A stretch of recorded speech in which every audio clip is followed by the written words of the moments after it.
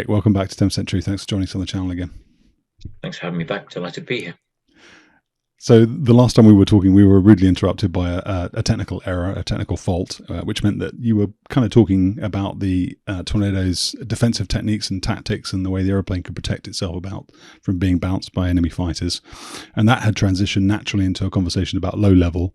And then you had just referenced your time flying the Tornado in Iraq in the late 90s and early 2000s as part of the no-fly zone missions that were being flown at that time. And so that's where I'd like to pick up again if we can. But before we did that, I did want to ask you a little bit about the learning points that had come out of Operation Granby, which was the RAF's name for Desert Storm and Desert Shield in 1991, when the RAF had lost a number of tornadoes and they'd shifted from the low altitude option to a medium altitude option. And at the time you were going through training to become a frontline tornado pilot, that wasn't too distant from when that operation had taken place. So what was being said in the crew, and what sort of tactics had changed? What were the learning points that had come out of Operation Granby and were being implemented when you were going through the program? Yeah, it's interesting because when I went through the weapons conversion unit in '97, they were still teaching us legacy ballistic weapons. So we were trained on the free 4,000-pounder, retarded 1,000-pounder, cluster bombs, and even still JP233. And obviously, one of the limitations of JP233 is that you have to fly straight and level for a given period of time whilst the submunitions are dispensed. And obviously, in a low-level environment over a heavily defended airfield, that's hazardous to your health. So it didn't really impact us being trained on the weapon. So we still had that training. I think more than anything, it was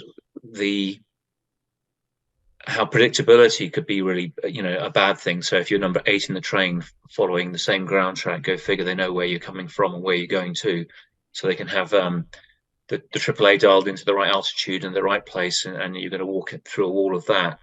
But as for the syllabus, really, I don't remember much being said in that regard. I think the syllabus that we were taught was very much a means to an end. So it taught us the delivery profiles, and how to plan for those weapons, how to achieve the over target separation that you needed to avoid being fragged by the weapons for the guy in front, things like that. So, but we did have quite a few of the instructors who had served in Op Granby, and I then went on to serve my first tour on 617 Squadron, the Dambusters.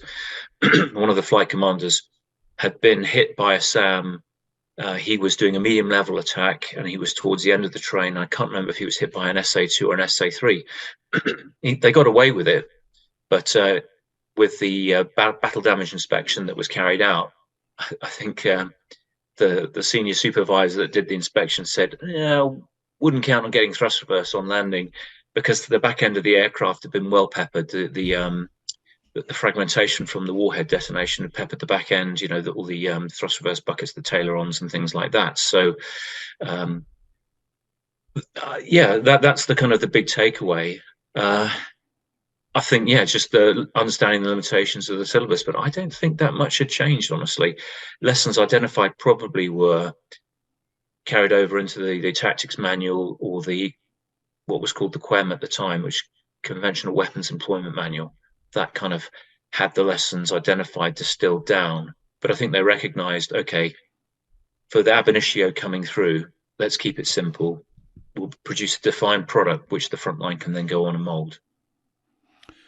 So tell us a bit then about I'd like to come back to the sort of the nuts and bolts of flying the Tornado later, if that's okay. We started talking about triple TE, and you talked a little bit about the mechanics of the aeroplane and some of the systems in the aeroplane, and it would be good. It's kind of a weird way to do it, but it would be good to hear about flying the aeroplane and your time on operations, sure. And then maybe come back and explore in detail some of the components like the TFR and sure. The weapons delivery system and a bit more about how you work with the nav to get bombs on target. But for the moment then, can we just stick with talking about taking the aeroplane on operations? Before we hit record again this time, I was talking to you about the fact I was talking to JP Peters, John Peters, who was flying his first combat mission in Desert Storm when he was shot down. I think it was on the 17th. And you'd said that you'd had a flight commander who had also been shot down, and he had sort of given you a briefing on the sort of, you know, the being captured part of that experience. And I just wondered how you approach that. So if you're going to go into combat and there's the possibility you may end up on the ground, you may end up being captured, is that something that you actually spend time embracing in the sense that you think about it and you figure it out in your mind? Or is that something that actually you push to the back of your mind and say, I'll deal with that when I get to it? Personally speaking, and it's not something I really heard anybody else talk about, I just wanted to make sure I knew my kit.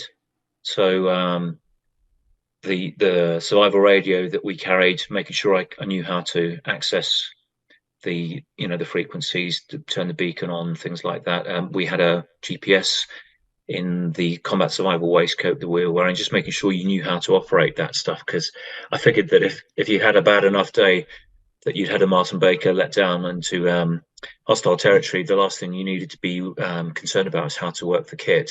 And certainly, I think that's pretty widely promulgated as a lesson identified from conflicts past and the debrief points from people who've ejected. You must know your kit. So I took that kind of stuff fairly seriously, and I would have a play with the handheld GPS and the radios. You know, go and talk to our life support guys. We call them squippers in the Royal Air Force, but go and have a talk to them and say, "Oh, can I take one of the radios out the back and just have a play with it?" So I took that kind of thing fairly seriously. Honestly, when it came to the first trip, generally of any of the op detachments, and I did quite a few, some before the second Gulf War and some over Iraq, dealing with a counterinsurgency. Generally, before the first flight, not necessarily the greatest night's sleep you ever had, but once you get into the flow of things, you settle down and go, yeah, I know this, and I think maybe before the first mission, you're just aware of, okay, there's lots of stuff I need to remember from your induction briefs. The spins, which are the special instructions, including the combat search and rescue ones. There's a lot sort of bouncing around your head, but having kind of done the work, I think it just gives you confidence in your kit, and I think that's the way to go.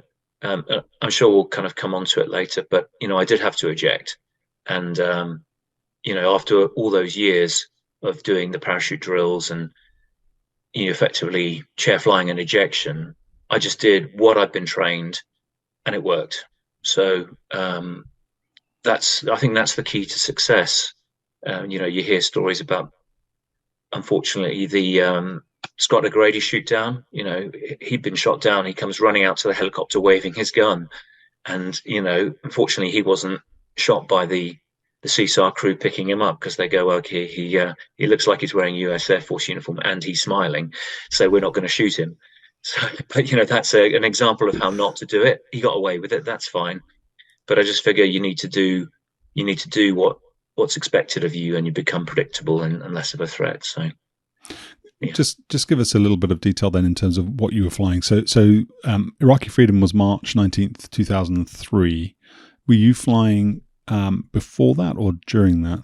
So I flew my first operational detachment out of Incirlik in 1998, in sort of January of 98. Alas, I didn't cross paths with Star Baby. What a great guy, and he's a tough act to follow on this channel. But yeah, that was my first detachment.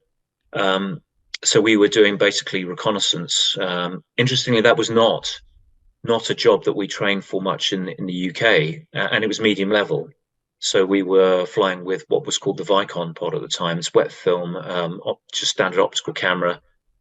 And the way the system worked is that we could either fly directly overhead a target, or with a certain amount of standoff with the pod looking 60 degrees or 40 degrees. So best kind of resolution generally was either a 60 or a vert. And the software would take care of that sort of standoff. And I think the origins of the software were from the GR1A, the tactical reconnaissance version of the Tornado. So just to spin it back ever so slightly, the interesting thing was that before doing that, my combat ready workup, or mission qualification training, I think the USAF call it, had none of that. All the training we did was high intensity war fighting. member of a 4-ship against a radar threat, or 2v1 low level. It was none of it was this stuff that we were doing at medium level.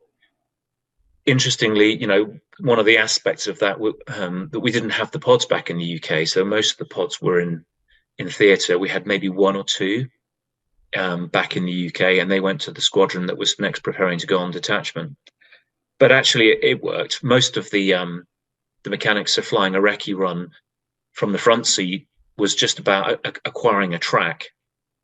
And we were used to doing that by flying the TFR, so the terrain following radar guidance cues, and then just keeping the wings level. So the slightly different techniques were you keep the wings level because obviously that affects where the pod is pointing, and then if you need to make any sort of lateral adjustment, you just stomp on the rudder to effectively skid the aircraft onto track if you needed to, if the wind changed or for whatever reason you got an indication that you weren't exactly on track.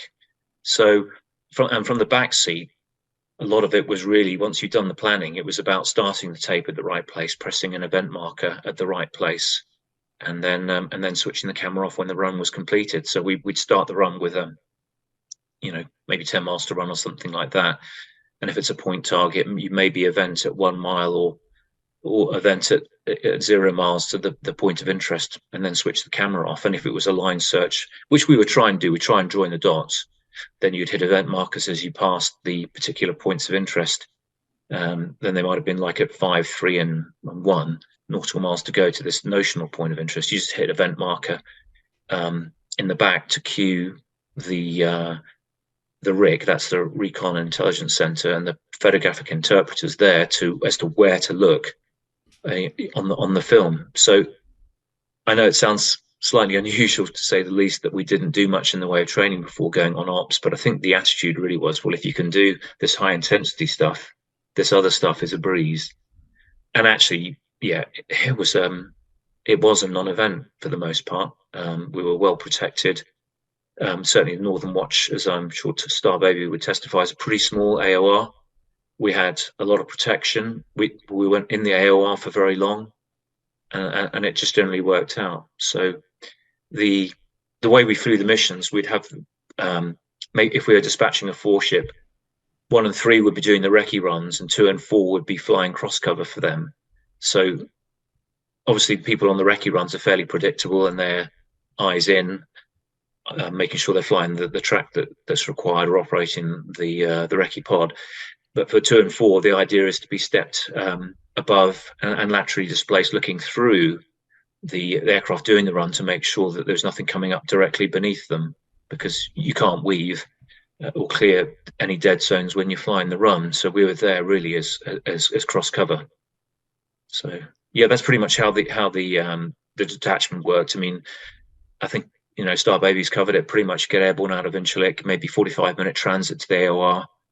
Before entering the AOR, we take on some gas, and then the whole mission, by the time we finished it, was probably 2.5 hours, something like that. That was pretty much a solid trend for what I've seen in my logbook. Before heading back to Incirlik, we didn't need to refuel on the way home. So what were you photographing? So generally speaking, it was areas of interest that, if there were changes, would signify a change in posture from Saddam Hussein's army. Obviously we were there to protect the Kurds, or that was what we were there for. We were flying over northern Iraq, so that's the deal.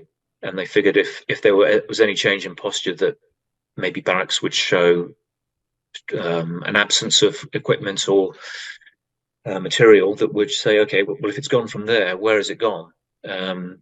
So yeah, we were doing that, and that was really the main thing, looking for change.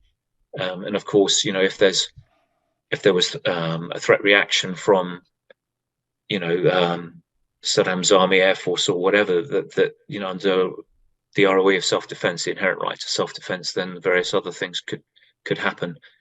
Be it the OCA shooting down attempts to interdict us, or shoot at us or lock us up, then they could do something about that. And if we were locked up by a SAM, then again we had CJs and prowlers to provide jamming support, or a harm shot. Did you get any activity from their surface-to-air missiles? I mean, in terms of not necessarily being locked up, but search radar or acquisition radars. I think there was some search radar and obviously height finding type stuff, which you'd expect from an IADS. I don't remember being locked up. I think one of the things that we had to be mindful of is the ambiguities between certain other transmitters and fire control radars, so that your reaction was appropriate.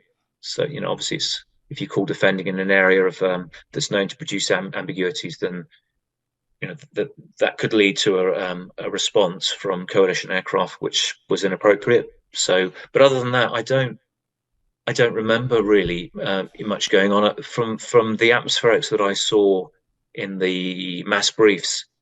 So, for example, if we were flying on a Tuesday, if you were one of the lead crew, then you would go to the mass brief on the Monday that was looking at, okay, what's the big picture? Where are the points of interest?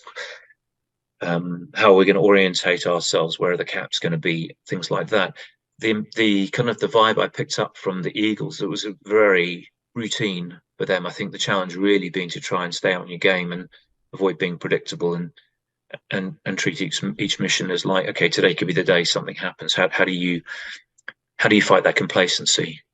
So other than that, I don't remember there being much going on, and every now and again because we did depend on certain elements of Turkish infrastructure, data links and things like that. If they were conducting Turkish special missions, then they would pull the link on us and it would be a down day. Sometimes it would happen at short notice. Sometimes we'd know the day before.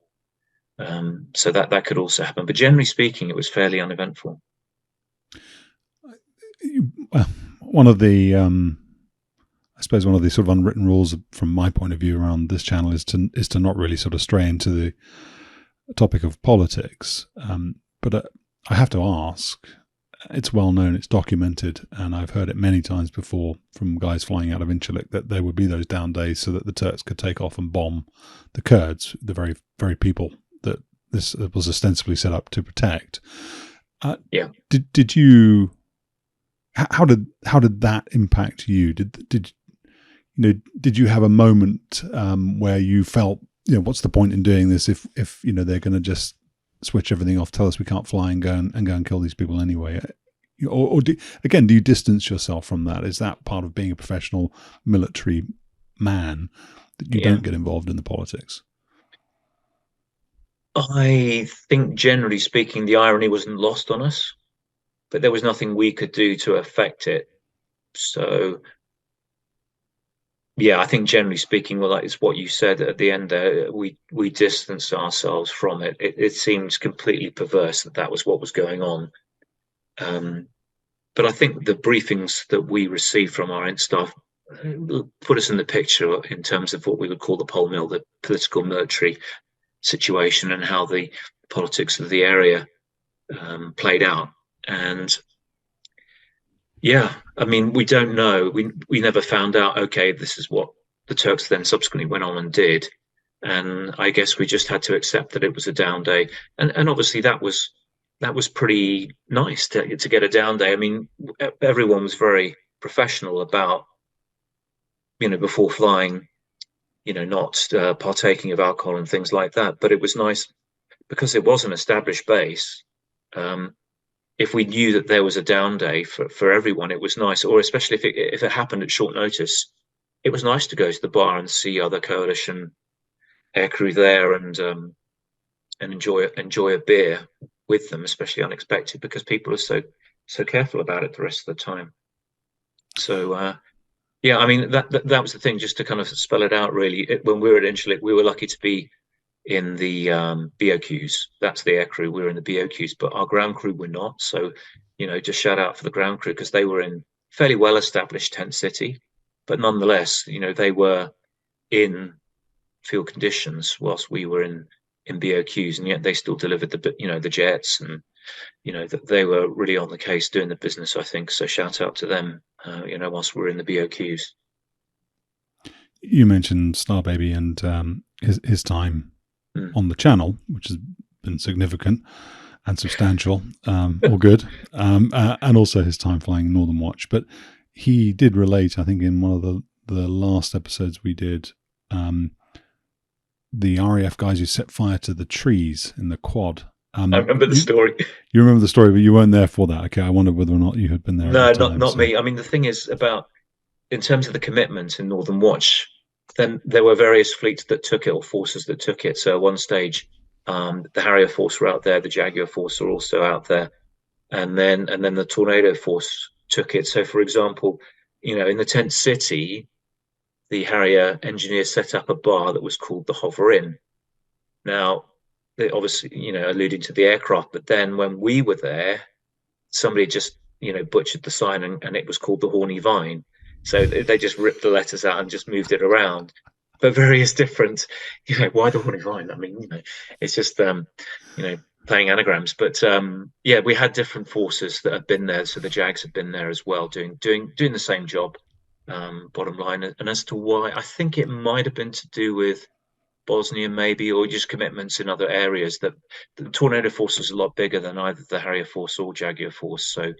So we kind of took it on, and whilst there was the Northern Watch commitment, there was also Southern Watch going on out of Saudi Arabia, out of Al-Khaj. So, being a much bigger force, we were able to cover both. And eventually, at one stage, we were flying out of Incirlik doing Northern Watch, Southern Watch out of both Al-Khaj and out of Ali Al Salem in Kuwait. The difference being that neither the Turks nor the Saudis would allow offensive weaponry to be carried. So all the offensive weaponry was based out with those countries. So Kuwait allowed us to carry bombs, which is why we were constrained flying Northern Southern Watch to doing just recce, and SEAD counted as as a self-protection, and OCA again self-protection, because you're only going to fire if you're fired upon or engaged in some other way. So yeah, at one stage we had squadrons in 3 locations, all doing maybe half squadron detachments flying over Iraq. So when I look at my logbook, I did my first deployment in the January. It wasn't very long, to be fair, but then I was back out in August in Al-Khaj. So we had comparatively lots of squadrons at that stage, but it was extremely busy time with lots of time away from home on operations. Did you feel like you had made it, in inverted commas, that your journey, from wanting to do this as a boy, through the fast jet training pipeline, all the 2 holds that you had to go on, the training process, did getting to combat feel as good as you thought it was going to? Did it give you a sense of accomplishment?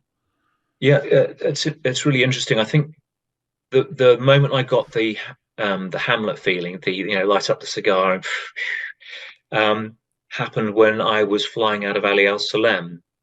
We were carrying weaponry at that stage, so they had this thing called a response option.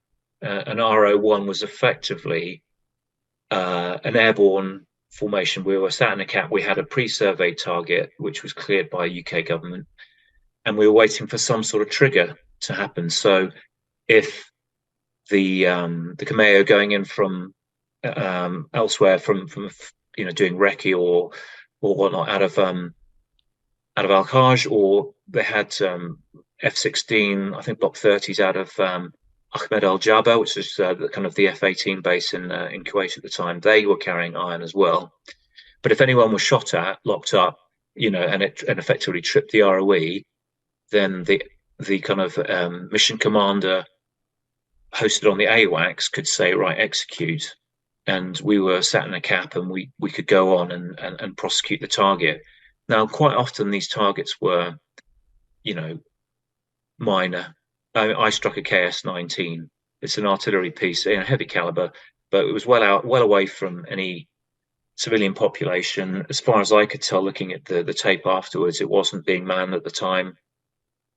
But I think, when I landed, I was actually leading the force ship, and I'm not a force leader, but it was suitably supervised down there. But it was a pretty straightforward mission, a single line attack, and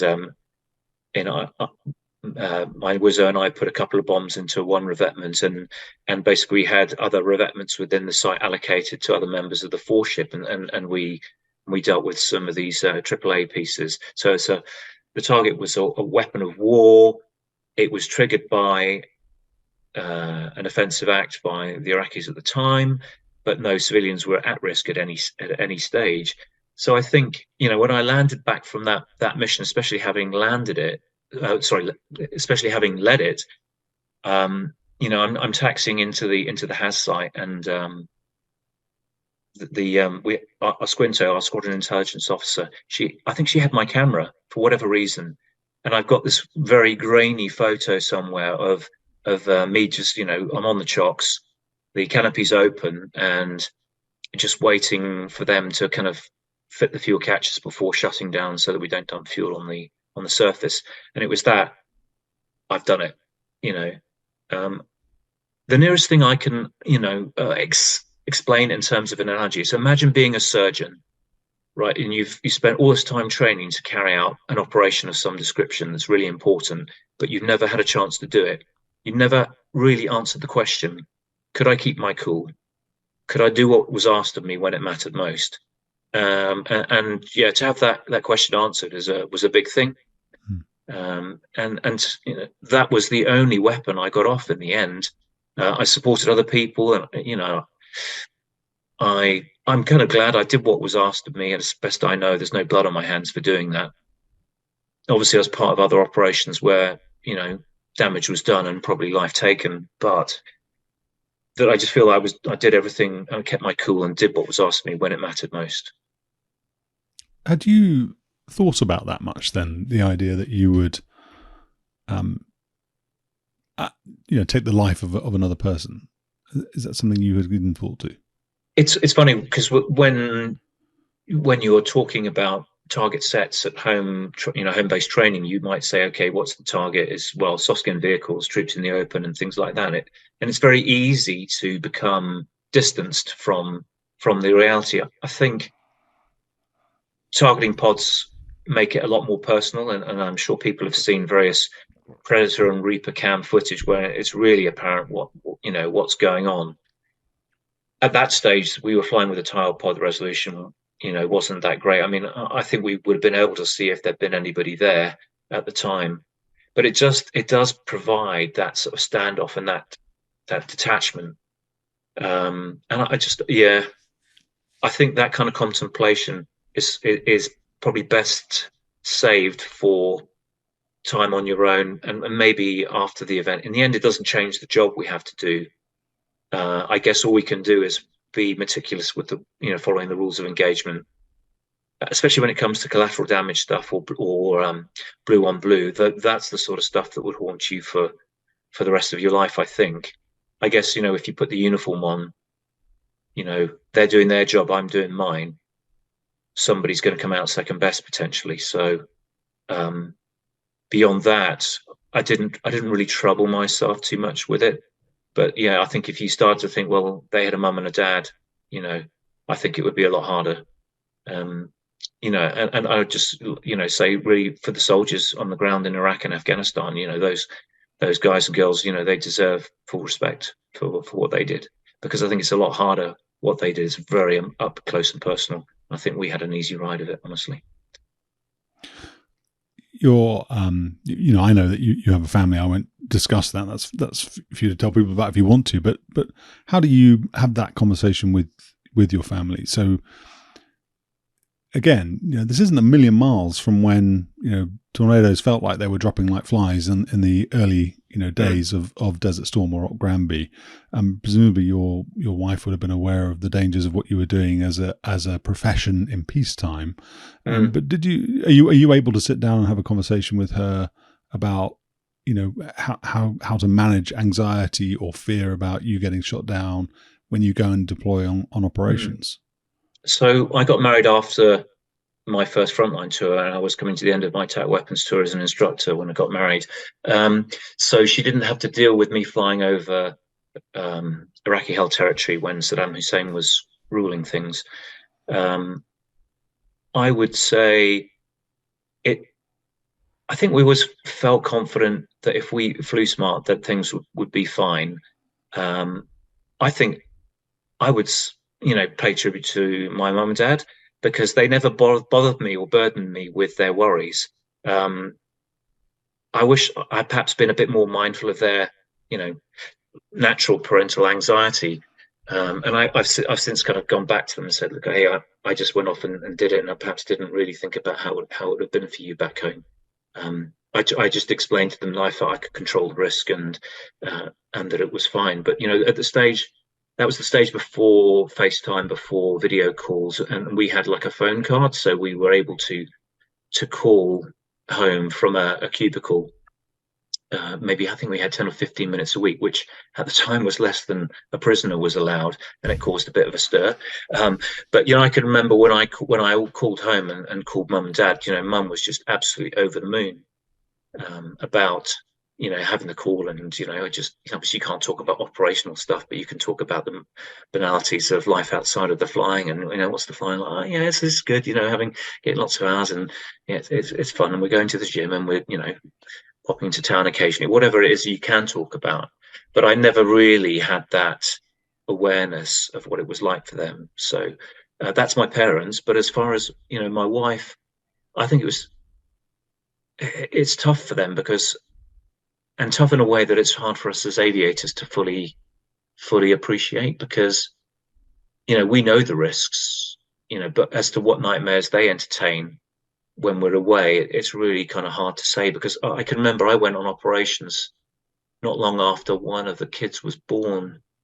I suppose it doesn't really matter, but it was maybe 4 weeks after I think it was my son was born, and you come back and new routines have been established. Anyone who's a parent, know that having a good routine is key, and but I've been away, so really I come back home and need to try and fit in with the household routine. So my wife is the daughter of an engineer, one officer, GEF engineer. So she was really stoical about it, and all credit again. So I think it's important to recognise all the families of people on operations, because they just kind of soldier on back home with a place setting missing at the table and things like that, and taking care of when the car blows up or the fridge breaks and all that sort of stuff. And yeah, generally, take care of it without bothering, disturbing people on operations too much. So yeah, all credit to them. When you got back then from this first deployment, what did you do next? Did you go at the end? Because you said you flew with the 617 squadron. I think you said 4 years you were there. I was there 3 years, which is pretty much a standard first tour. Yeah. Okay. So did you come back from that, just carry on flying continuity training in the UK, and then go back on operations again? Yeah, very much so. We'll touch on Maritime, I guess, at some stage, but I can remember, having looked through the logbook recently, that I come back, and the flying back in the UK was about getting back up to speed with what we call BTRs. That's basic training requirements. So that with the Tornado being a swept wing aircraft, you have to do so many swept approaches. And there's weaponeering stuff for NATO declarations, getting so many attack profiles done for a given delivery, and just kind of getting back to it. And that was kind of the irony, is that okay, we're doing this stuff on operations, but there was quite a clear dividing line to what we did when we came home, and that was really, again, more orientated towards a high intensity war. So I think there was honestly quite a bit of inertia in the training syllabi that we followed, and of course new people arriving on the squadron, they need workups, and so you might be making up a 4-ship for somebody's training objectives as part of their mission qualification training. So who was the threat in this scenario then, or what was the threat? I mean, when I visited US Air Force squadrons, they usually talk about flanker B, AA-10, AA-11. That's the kind of the standard threat they're going to go up against. What was the standard threat you were going up against in your scenarios? Scenarios back home would have been MiG-23, Flogger, generally Aphid Bravo, Mirage 3, Magic 2, sorry, not Mirage F1, Magic 2, stuff like that. And again, it's I think there was again a fair amount of inertia to the threats. It's difficult for us to replicate at the time to replicate things like MiG-29 because we just didn't have any platforms that could do that. The most agile opponent we could fly against was the Hawk out of 100 Squadron, so that was great. I mean, the Hawk was challenging to spot as a much smaller aircraft. It could certainly outrate us, so that kind of brought challenges of its own. But in terms of radar threat, the only people we could really train against was the the colleagues at Lucas or Leeming flying the Tornado F3. So sometimes it was just blue versus blue. They had their training objectives, we had ours. Sometimes they would simulate some stuff for us, but generally speaking, or it might be run 1 would be them simulating red air, and run 2 then they're going to be their best blue air. So yeah, I think that, and the surface threats were generally single-digit Warsaw Pact SAMs with a smattering of the French export systems that were also on the market at the time. So things like Roland and Crotal, that kind of thing. Exactly. Yeah, exactly. The Tornado, well, I suppose it's not specifically the Tornado, but the Tornado is the platform that I've often heard talked about in this context. It apparently had a very good raw, very capable in terms of its ability to identify threat systems, and it's unclassified. It's in the unclassified manuals that it uses NATO code names for the systems, which is a different model to some, let's say, US Air Force RAW. So the F-15 RAW, for example, might have that for the ground-based threat systems, but it doesn't for air-based threat systems. It uses a series of wing forms, and it doesn't differentiate between a MiG-29 and a Su-27, for example. You just get different wing form. But was that your experience? Did you feel like, from an electronic support measures or electronic protection point of view, that you had a particularly capable system in the airplane? A couple of kind of spurs to my answer, really. First of which is that the Tornado, especially on the GR4, had the crate, as it was called, as the box for the avionics for the RHWR, was sat right over the top of some hot air piping associated with the environmental control system. So when the aircraft went from the Tornado 1 to the GR1 to the GR4, it had an upgraded and an adapted environmental control system, and it was not very reliable. So quite often there was a bleed air shutoff valve that had to be replaced, and if they replaced the valve, the aircraft had to fly once, and then they would retorque some clamps on the piping, and that meant that to get access to that piping, the RHWR crate had to be taken out. So that it was quite frequent, or quite often the case, that the aircraft were flying on a home base without an RHWR. So that was suboptimal, shall we say. I mean, other fleets, for example, as I understand it, the F3 fleet, it was what they call roll equipment. So it had to be fitted, which you can understand for an interceptor doing beyond visual range training and things like that. You have to have an RHWR. It didn't have that same status with us, and I think it was a pity. But when we had it fitted, yes, it was a good piece of equipment, but obviously it's as good as the library that's fitted. So the reality is that coalition platforms, radars, operate often in the same bandwidth as a threat system. So there's room for ambiguity in terms of what it's displaying to you. So I think, again, having SA is key. I mean, I did a TLP, so the Tactical Leadership Program.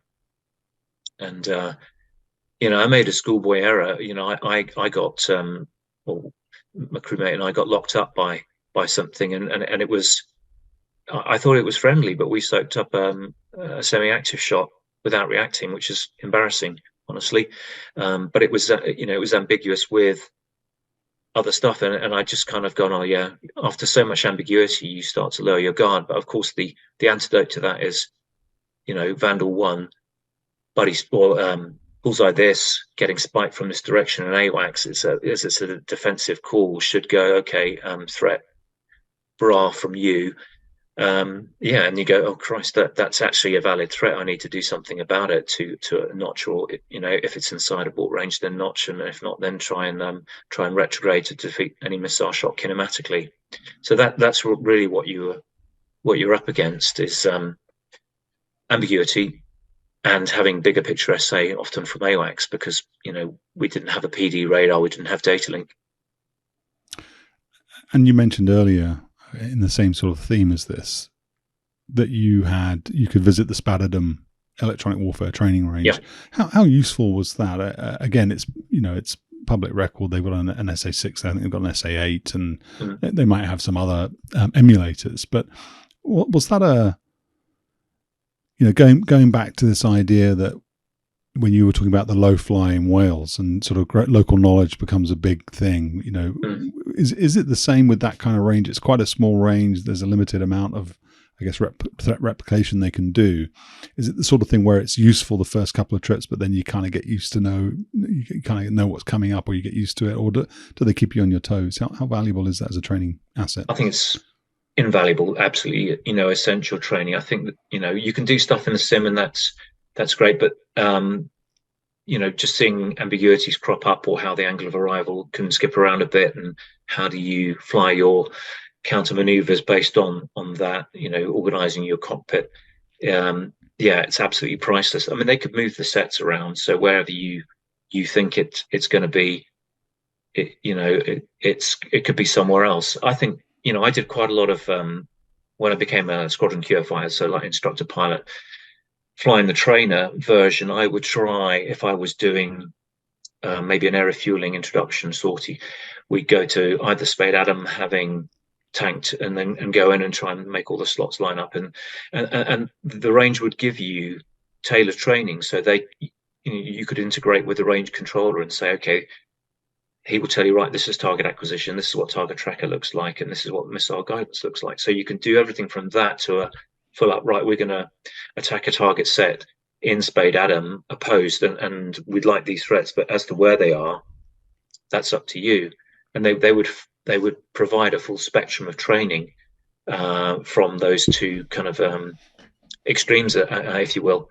So I just thought it was great. And then afterwards, you would get a post-mission report, and you could see what they were recording as their transmissions, what your reaction was.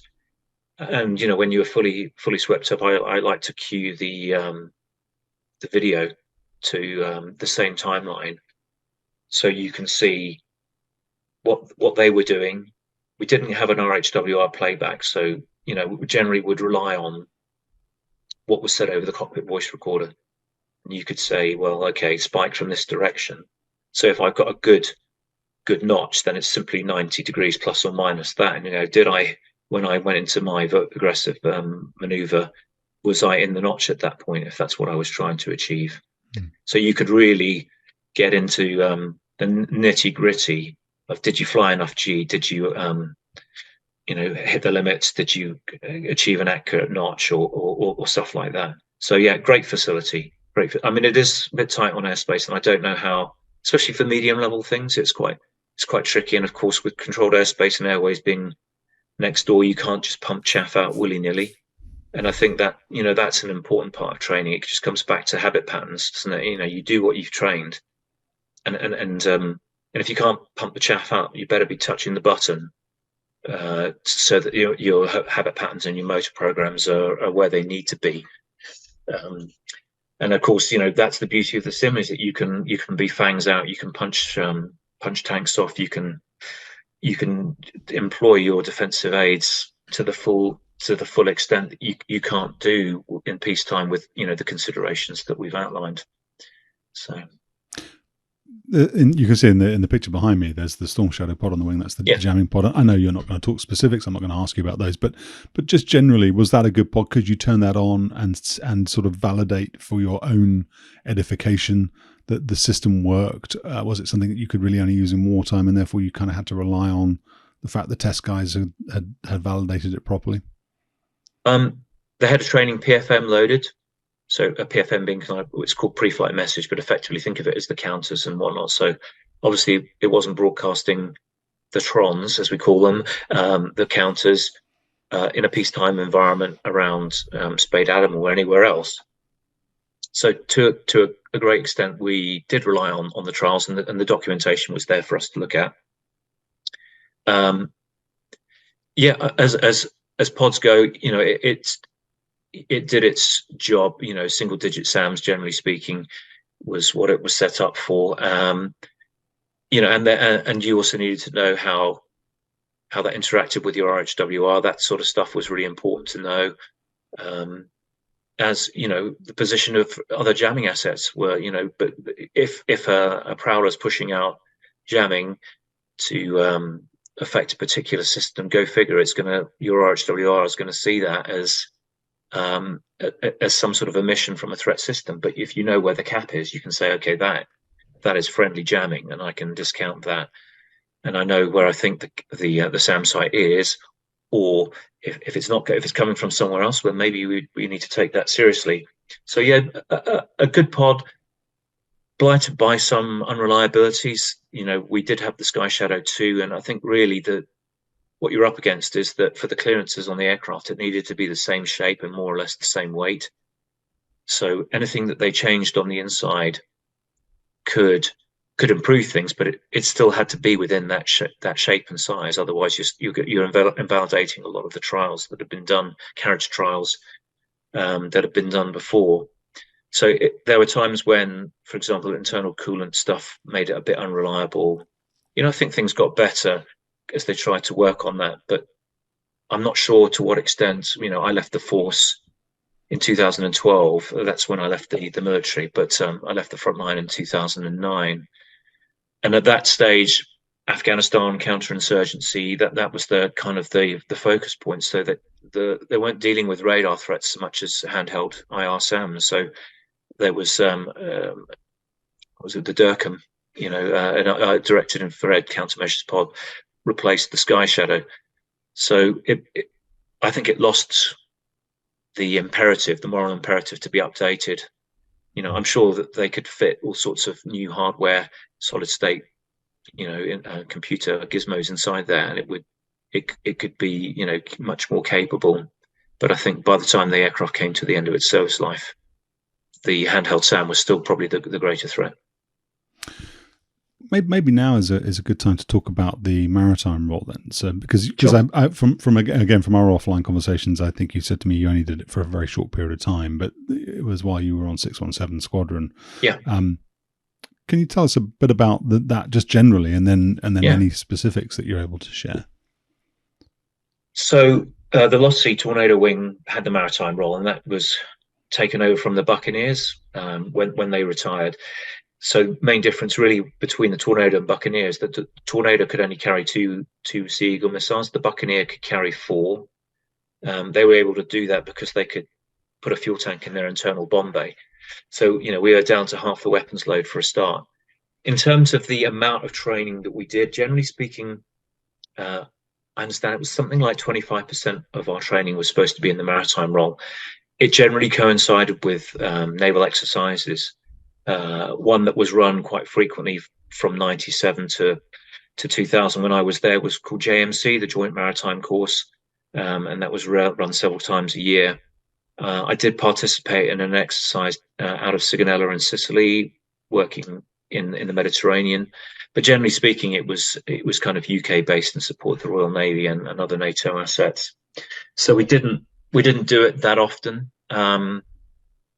I think the thing to highlight at that stage in terms of the aircraft, the platform itself, that the GR1 was not wired up for carrying smart weapons.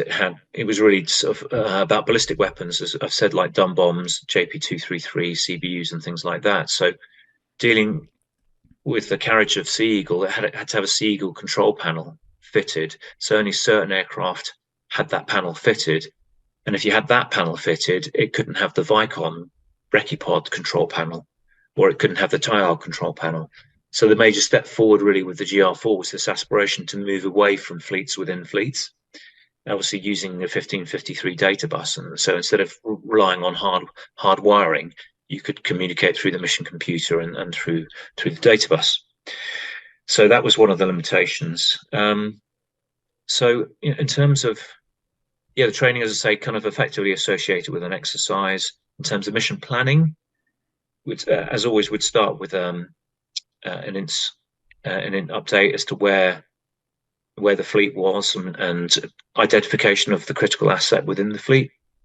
The critical asset tended to be the oiler, so the cargo ship that's going to supply fuel to the other warships in the package or in the fleet. So the reason, obviously, for that, it's generally going to be less well defended in and of itself, not so well armored, and it's a critical node.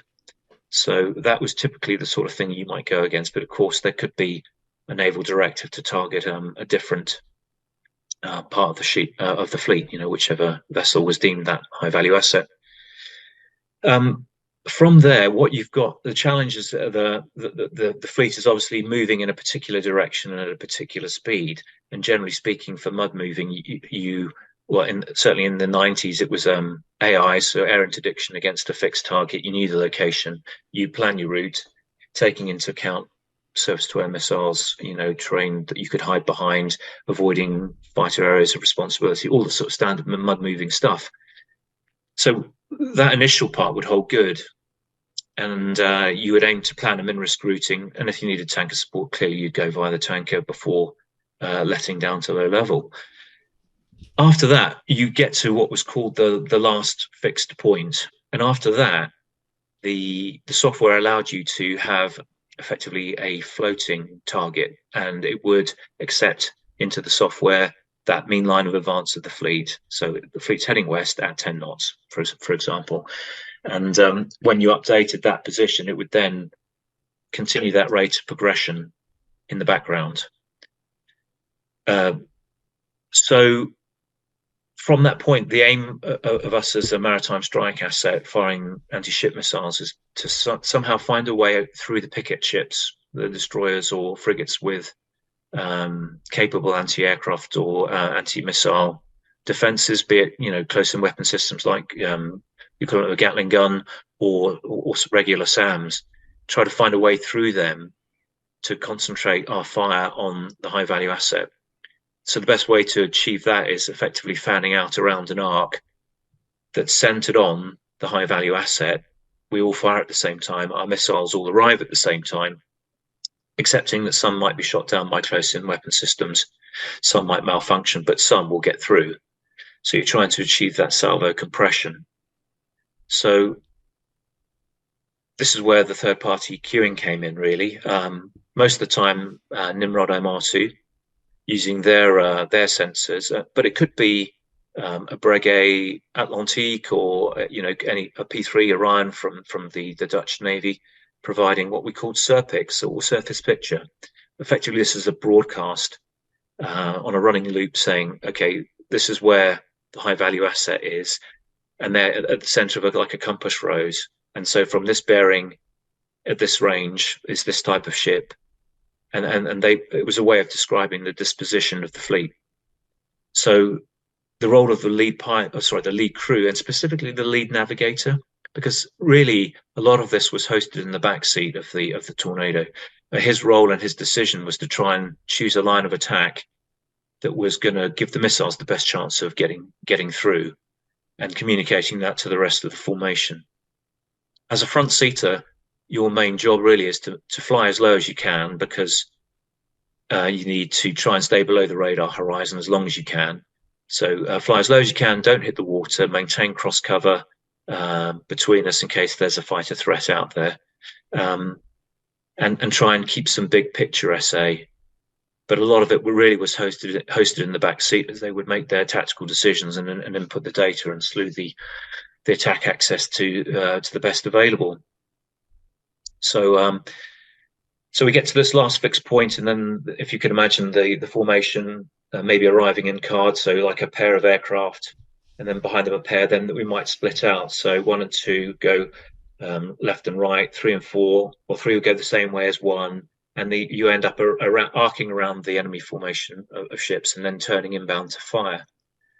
The there was a logic that you could set on the control panel that would get the missile to pick a particular response or a return if it saw a cluster of returns, and so there would be some deconfliction on that.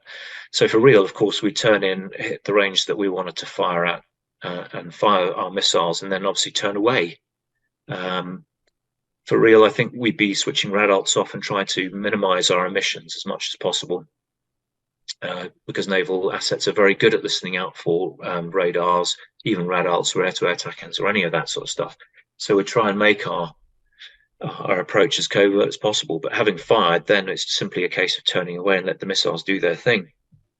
In training, of course, and this was the fun part, is you become the missile. So we were able to fly a profile that replicated the missile, and at a certain range, the navigators would turn on their radar a certain scan width and a certain range scale, and the radar marker would say, right, this is where the Sea Eagle missile was expecting a target, and you'd follow the logic that was set to the control panel, and then insert on that particular target. So for us in the front seat, the target bars would jump, and we would just fly to that. So it was quite satisfying having hit the fire point. You'd have lost visual with your other formation members, but as you close in, simulating the missiles, you start to see these other jets left and right of you as we all converge on the target to work out, hey, would you have targeted the right vessel? And it wasn't easy.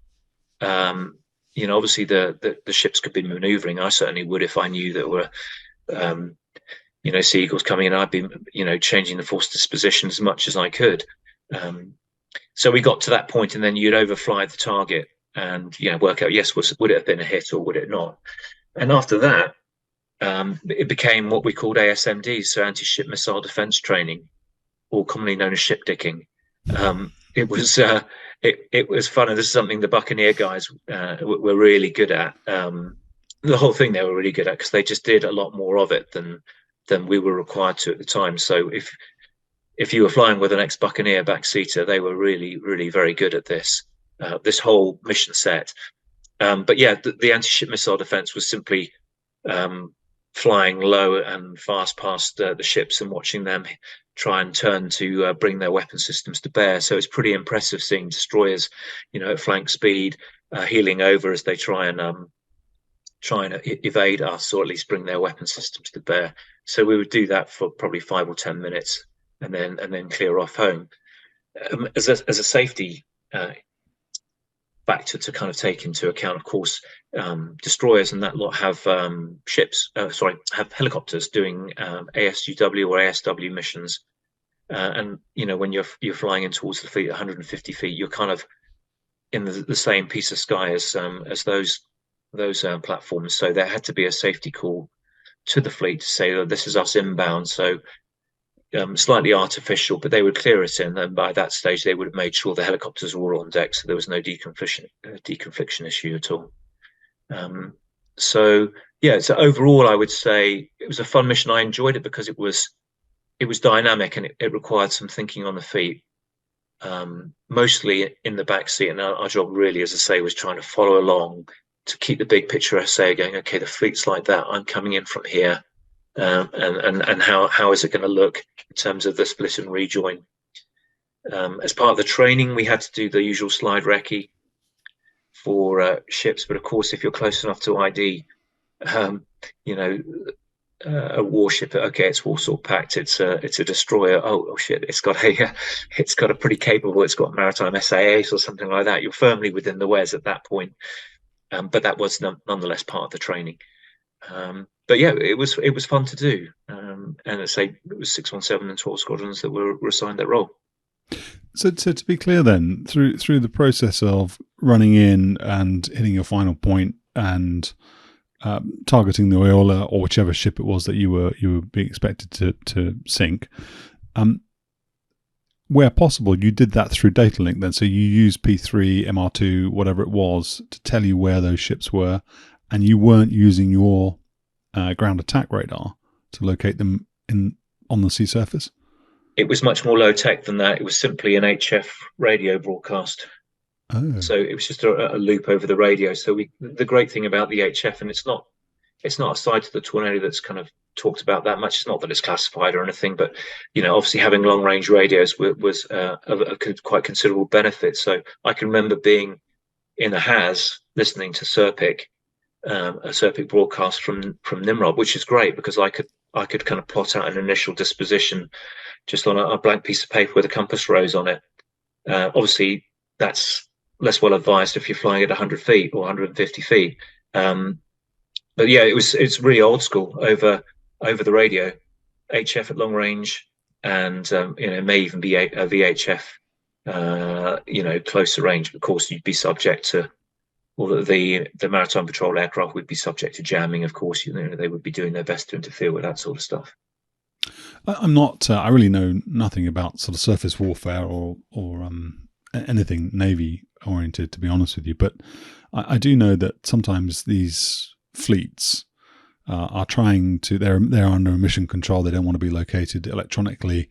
I'd imagine there are other times where they're actually quite happy to broadcast and they've got everything turned on and they're looking to make sure no one comes up and sneaks up on them. What were the implications of both of those scenarios to you then? And because you mentioned Naval SA-8, and I don't know anything about Sea Eagle, and I know you're not going to talk ranges for the missile, but I would have expected that they could outrange you, and so I wonder whether or not you would, if they were transmitting and broadcasting and they had everything turned on and you were getting spiked, whether or not that meant you probably couldn't prosecute your attack as well, or it meant that sort of the risk levels significantly increased because of a technical overmatch. What can you say about that?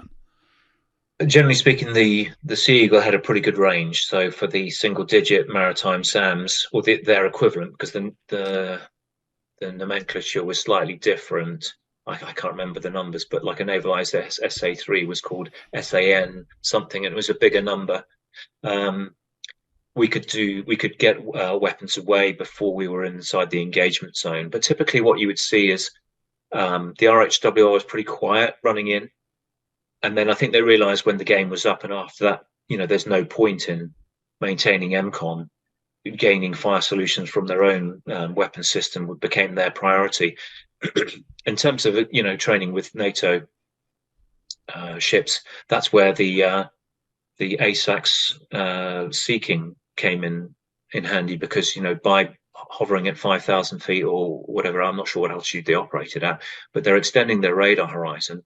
They could also be offset or remote from the fleet and be emitting, but without compromising the exact location of the fleet. Now, clearly, if we were able to work out where that is, we know it's a helicopter. It can't be that far from the fleet. But to my knowledge, at the time, I don't remember the Warsaw Pact or the Soviet Union or Russia indeed having any comparable capability. They were relying on their masthead radars. And I don't know to the extent, how good their MCON would be, or the ESM picking up our emissions. I think, training against blue assets, we had to, be on our A game and do our best. Peacetime rules, you couldn't sort of turn off rad alt and things like that, because then effectively you're trying to visually fly down 100 feet. But that would be an acceptable risk in wartime, but not in training, not in peacetime. So that's overall my take. Pretty good weapon, gave us enough standoff. I think if you were talking about navalized SA-10 or any of those sort of double digit stuff, then I think it would become more challenging. And of course,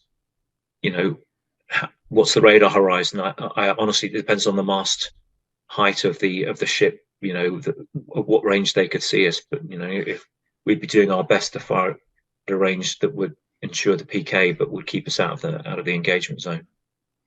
Did you have to, if it's not a stupid question, did you have to do this for real? No. There were a few high seas firings towards the end of the life of the missile, but it was rare to even carry it. I mean, there's quite a nice photo out there, open source, of a Nimrod MR2 and two jets, one from 617, one from 12, both carrying a pair of Sea Eagles. So the high seas firing was, I think, out to the west of Saxa Ford, that neck of the woods, or out to the west of the Hebrides in one of the danger areas there, and they fired Sea Eagles into an old destroyer. But I think it's probably as part of an end-to-end weapon system test, but it was like rocking horse poo to get a chance to fire Sea Eagle. And I think it was the same with Martel, which was, as I understand, was the predecessor. So. So it wasn't like, if you think of all the air defense scrambles out of Lucas or Lossi for Russian bears coming trolling the British Isles, it wasn't like their fleet, their surface vessels did the same sort of thing where they came along and you had to go out there and let them know, hey, we're here, we can see you. That would have been very interesting. I've seen, obviously photos open source of the fleet coming down through the channel, and they would have been shadowed by the Royal Navy some way out, and by either submarines covertly, I imagine, or when it's really obvious, then there'll be a frigate operating reasonably close. But we never had that opportunity that I can recall. I think that there would have been opportunities seized, but it wasn't in the time that I was there. Things were pretty quiet. The Russian Navy was in the doldrums when I was there. I can remember reading the Sunday Times magazine, and they were showing what an appalling state the Navy was in, and submarines rusting in some of the ports. People got the washing lines out on the submarine. They had nowhere to live, no barracks. There was just no money. So I think at the time it wasn't really a credible threat. That's 25% of what you were doing on the squadron then. Yeah. Were there any other specific missions, specific roles that you were training for? One thing I haven't asked about is whether or not the RAF still had a tactical nuclear mission at the time, or if that was something you were doing too. So when I hit the front line, the only people doing the strike workup were guys at the based at Bruggen. So there were 4 squadrons based there. They were still doing strike workups, but QRA had finished, I think, around 88. So QRA being quick reaction alert. So NATO, like a aircraft dinner has loaded up with live weapons, standing alert, ready to scramble. That sort of thing had finished well before the time I even joined the Air Force. So I think they still did some of the workup, but the switchology, the control boxes for the strike weapons had gone. I mean, I remember flying one of the treble T airplanes, and they still had the BRSLs, I think it's bomb release safety. I can't remember what the L is, but yeah, they still had the switchology in the back seat. But it had been decommissioned, or it was just the legacy equipment. So nobody did any kind of formal kind of a workup for that, as far as I know, beyond maybe some initial ground school and a couple of singleton missions. You left a comment on one of the YouTube videos on the channel about, so I wonder whether or not it was related to that. Maybe it wasn't, but you left a comment saying that at points the RAF didn't trust the guys in the front to know everything in case they went rogue. What? So that. Right. No. So this is kind of more about force culture and more about CRM in terms of operating the Tornado, which I can get to if you like, because it covers a bit of force culture, and so it wasn't related to strike. It was really more about how was the information displayed, how did the team, the crew work together as a team. You can do that now? I mean, if you feel that's a natural place to do it, or if you want, we can put it in towards the end where maybe you do some of your reflections on, because I know that there are some other things you want to talk about around things that could have been done better and so on and so forth. So it's up to you, Nick, whatever feels natural to you. Yeah, I think I can just go and allude to it briefly here, because I think the thing to highlight is there was a difference in the way the GR1 was operated to when I returned from my TAC weapons tour, my fighter lead-in tour in 2001. I basically say that in my first tour flying the GR1, a lot of it was operated very similar to the way the Buccaneer was operated, or at least the way I assume it was operated, because I understand that airplane had a pretty sketchy INS. A lot of what was done was using map and stopwatch and looking out the window. So the navigators really did navigate, and the front seaters didn't even have a low flying chart, as I understand it. We didn't in the front seat of the Tornado. So yes, we had the projected map display, and it was just a repeater of the back seat. So it had a low flying chart, but no track line annotated to it or anything like that. The challenges this brought is that you could be part of a 4-ship plan, and your job as one of the pilots typically would be maybe doing the target plan on a 50 thou map and on a survey map, obviously dealing with the detail of the attack. But the navigators would have been sorting out the over target separation and sorting out the min risk routing and all that sort of stuff. And you just don't get to see the route before the brief. So you're sat 20 feet away from the map in the briefing room trying to go, okay, we're going to go down there, and just trying to get the geometry of the route in your head. Because if you get bounced or threatened, you need to know the cut short. Where can I cut short? Where am I can I cut across that leg, or will I be going through a mez or a peacetime constraint like a glider site or a light airfield, something like that?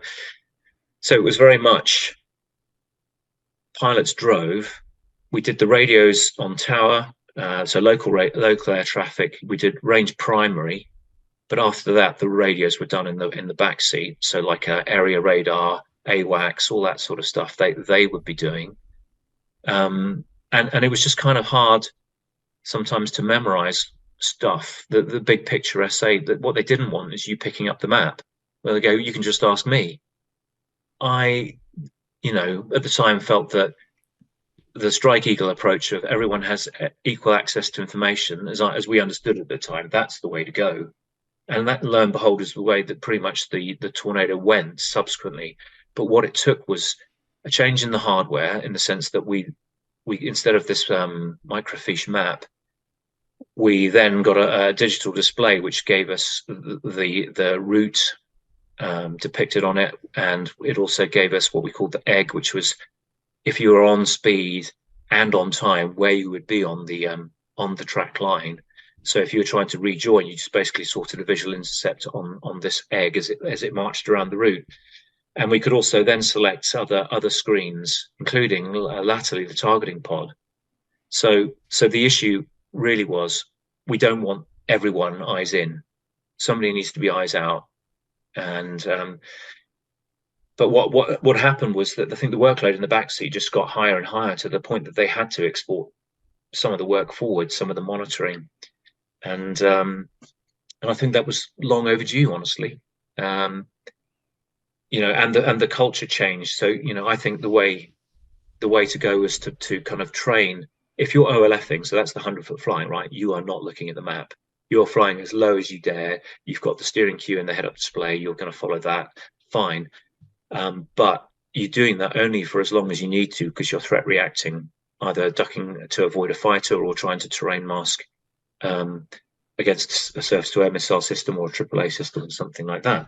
So, you fly at the height that allows you to look around more, or, okay, what's coming up? Oh, yeah, we said we were going to do our pre-attack checks on that leg, or something like that. So, yeah, the dynamic changed. So when I alluded to in my comment is that we weren't trusted to, I think that was the vibe I picked up. They didn't want pilots making autonomous decisions and cutting the nav out of the loop. Now, you'd like to think any reasonable professional would not go off making unilateral decisions unless it was time sensitive or safety related. So I think it spoke more to insecurities. I'm sorry to be direct about it to my nav brethren, but I think it was more that than anything else. And as time went on, CRM allowed us to do more stuff in the front seat. Like, for example, that one of the software upgrades allowed us to adjust the steering, like step the steering onto another waypoint, which had always been a nav thing. Don't do that. Don't do it without touching them, but without telling them. But you could think, okay, we're running late. The demanded ground speed is stupidly fast, and I'm not going to be able to crack that. So I need to, because I've now got my map, I can see, if I just head over to the next waypoint and skip one, I'll be back on time. Brilliant. I can do that. And as long as I told the guy or girl in the back, then it was going to be fine. So it's just about establishing that trust and that rapport, and whoever's got the highest SA at any given point in time has an opportunity, or at least a control available to them, to manipulate the mission computer or any other subsystem, to best effect for the crew. I wonder often about the atrophying of skills and the ability to do mental arithmetic and stuff while flying. And you talked in part one about the fact you'd come back from the Tornado, you went to be an instructor at the TAC weapons course, and as your German instructor had described to you, you'd become a bit of a hard cripple when your visual scan had gone away and you had to relearn that. When you're flying in an aeroplane where actually really all you're doing is just you're going towards where the guy in the back's telling you to go towards, and he's running everything, do those sort of airmanship skills begin to atrophy because you're just, I don't want to make it sound like you're sat there fat, dumb, and unhappy, because obviously you're making sure you don't fly into the ground, and there's various other things you're doing, but you're not working the radios, you're not doing the nav, you're not working the weapon systems. Presumably he's doing the fuel calculations, all those sorts of things. So does that lead to you becoming a lesser pilot as a result? Did the GR4 and the fact that some of the stuff meant work was transferred back to you mean that you had to up your game again? It's a good question. I think it could have led to some skill atrophy. I think that the main thing was to recognize when the indications in the head-up display were giving you garbage. Let's say, and one of the challenges in particular for mud moving was that the head-up display in the GR1 gave you time early late indication, but with a simple caret, as it was called. So the caret in the middle showed that you were on time, and full scale to the right was that you were early by 30 seconds or more, and to the left late by 30 seconds or more. So there's the Tornado Force lived and died by being on track and on time, and having a plan that gave timing reference points to either keep you in the right formation or to achieve weapons over target separation was a real core skill for especially lead navigators to come up with.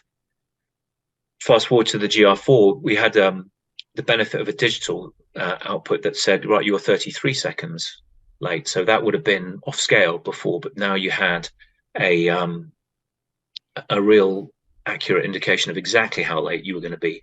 And also you had, this is your current ground speed, and this is the demanded ground speed to get you to the next waypoint on time.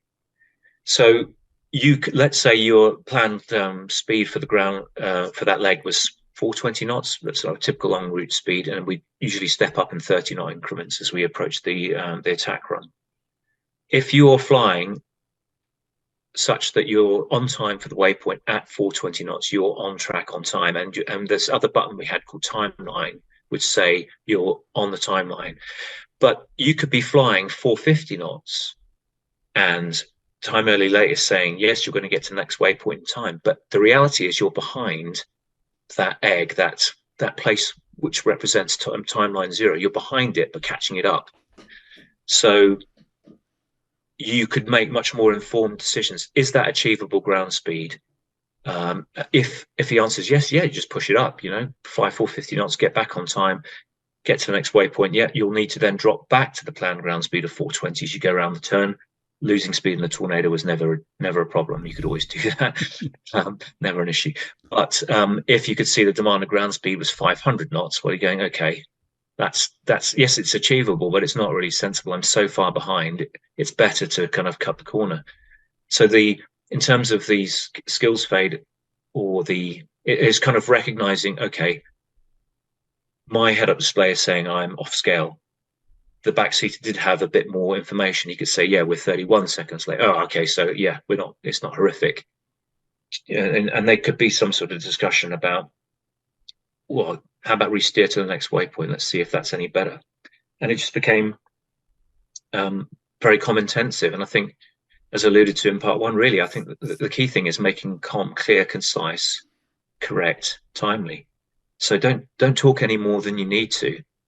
I mean, one of the things you see from some of the Gulf War footage, and it's no disrespect to the people involved, they were clearly under a lot of pressure, and it's no kidding for real. But the phrase "nothing on the RHWR," mate, I can see it. Right, you are talking over potentially important inter-flight chat or AWACS broadcast. So, maybe I've certainly picked up this from the Eagle guys that really work super hard on having correct comm, and they go back through to tapes, making sure you use the correct brevity code where it's the right time on the right frequency. It's just so important, because if it's not done well, it can really chip away at SA, not only for you, but you could be talking over somebody's defending call on strike primary or something like that. It's a bit of a rabbit hole, but let's go down it quickly then. Is there an expectation though that it all goes to shit when you go to combat for the first time for real? I think all the Eagle guys that I talked to, I mean, Hacker Haskin, who's been on this channel, he said to me, he did all this training, and then when he got shot at, I think it was a Roland that shot at him, and it was really close. And he said his threat call and all that stuff was just garbage. It just was none of the things that he was supposed to say. It was just terrible. Even though in peacetime he could do it absolutely perfectly. And he got shot at a few times by SAMs, and I think probably over time, he didn't get comfortable with it. But that part of things improved. But is there an expectation then that when you go into combat that those things probably will be some of the first things that don't go according to plan? The comm. I think the harder you work on it in peacetime, the less marked the deterioration is going to be. So is the guy you're talking about, is he a C model guy? Strike Eagle. Strike Eagle, right? Okay. Yeah, I mean, I'm sure they work on it as well. I think the harder you work on it in peacetime, the more embedded the habit patterns are likely to be. But as far as, plan surviving first contact with the enemy, I think one of the key things on, the Tornado mud moving planning was the loser plot.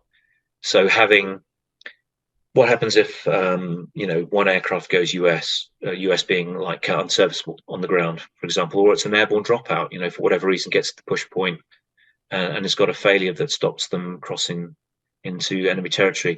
Having a simple, easily understood and executable plan is absolutely key. Knowing what your min force assets like, what's my min OCA that I can accept, so if their tanker goes down. I mean, I can remember one time when an Eagle blew some tires out on takeoff or landing, and it just blocked the runway and stopped other assets getting airborne. So you've got to have a plan that is easily digestible, and you go, right, yeah, we've talked about this. If this happens, then we're going to do that. So that's a key thing. So I think that helps with the kind of the fog of war, as it were. But I think, the rest of it, I don't know to what extent, when you come back from a live shooting war mission. So the stuff I did whilst I got weapons away it was clear of Gulf War I and Gulf War II.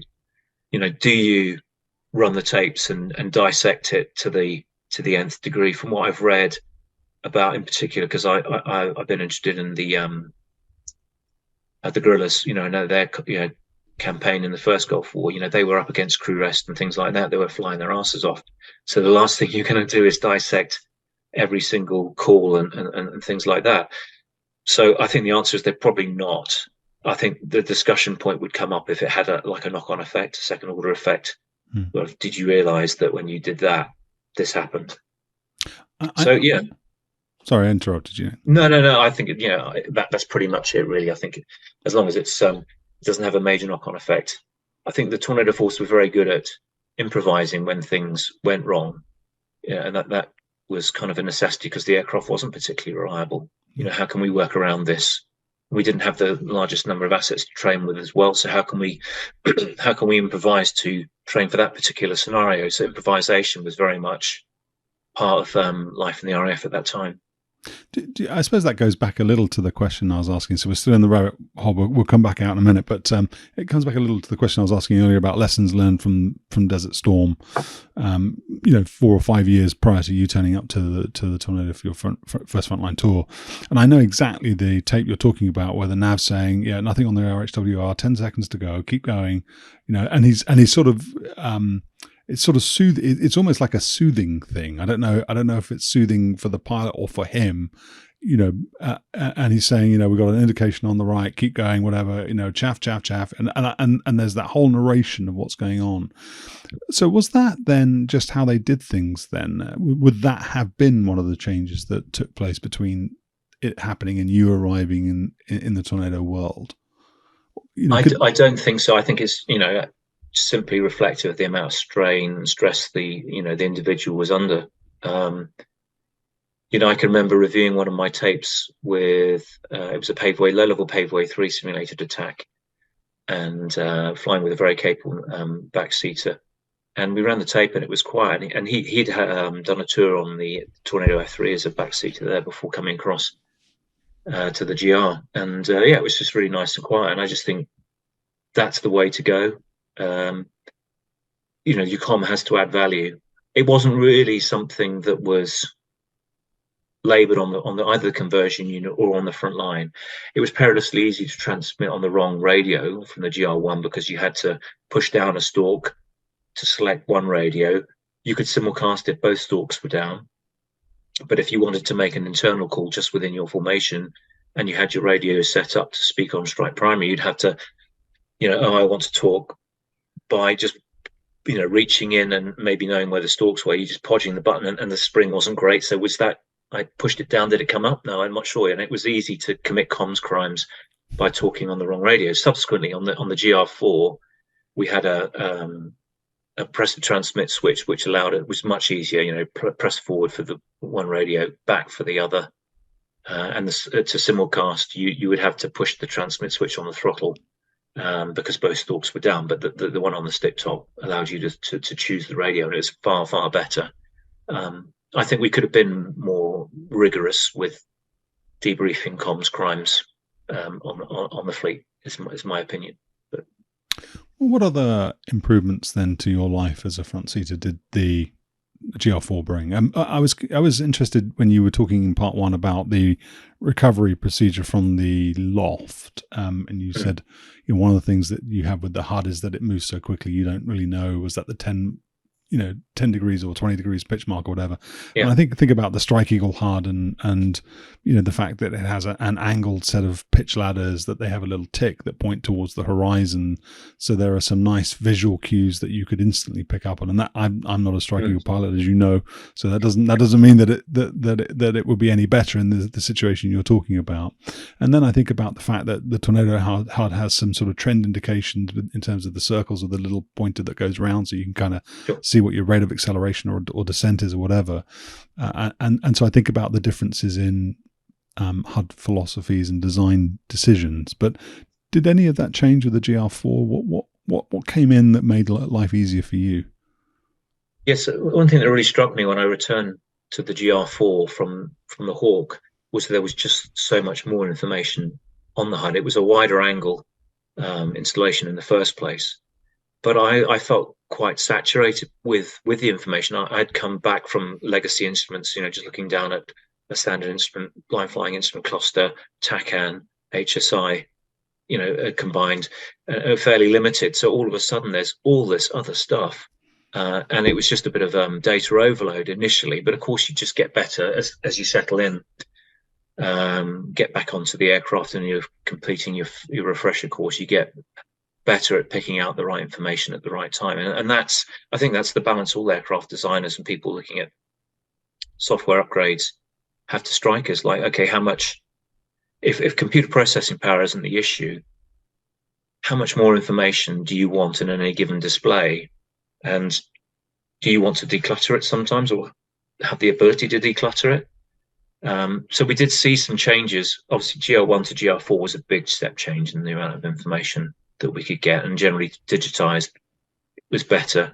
And latterly, we got some software features from the Tornado F3, like you might have been alluding to the SCP bars. So the SCP bar, if you're straight and level, and if you push the throttles forward, the SCP bars would climb. So if you wanted to hold the speed that you were at, you just pitch the flight path vector to be a beam, the SCP bars. That's great.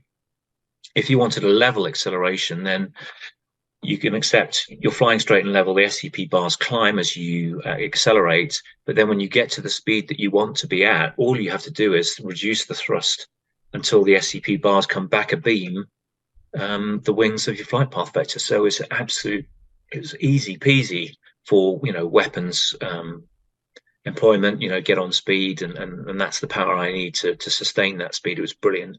The origin for those particular indications was in the combat scenario. So if you go into a rate fight, and once you've achieved, if you were flying faster then you wanted to, then you could just make sure your flight path vector or velocity vector was above the SCP bars. And then when you got to the G and alpha limit coincident, you just park your flight path vector on those bars, and it's going to keep you there. And then you're on the ideal, rate flight to base. So, that's just an example of the sort of stuff that came in, where, either with the upgrade to the GR4 or on subsequent software issues. That's specific excess power, isn't it? That's what SCP stands for. Okay. Yeah. What about the NAVFLIR? Because you got under the nose, there's the LRMTS. Yeah. So as you've got on the picture behind you, the two pods underneath the chin of the aircraft. The left hand one is the forward looking infrared, and the right hand one is the LRMTS, so laser ranging mark target seeker. So the LRMTS was on the GR1 as well. And if you look at the nose of an RAF Jaguar, that was also the kind of chisel nose on the front of that is very similar. So I believe it had the same equipment in that. And but the FLIR was new to the GR4, so it came at the cost of one of the 27mm cannon. But the main benefit for it really was, I think, for the back seated to have a view out the front of the aeroplane, albeit in the IR range. They got to see the full head-up display symbology. The origin of the update itself was to give the Tornado a covert, low-level ingress capability, so you could put the terrain following radar to standby. You could be flying on the night vision goggles, and if it was a low illumination night, then you could start to use the projection of the FLIR on the head-up display, and the guys in the back could also manipulate target weapons aiming using the FLIR. So I have to say I didn't find the FLIR projection on the head-up display particularly helpful. I found it was much better if I called it up on the multifunction display between my knees. The resolution was much better there. So I would tend to use the NVGs, and then with a quick glance down to the FLIR to what I could see there if I needed it.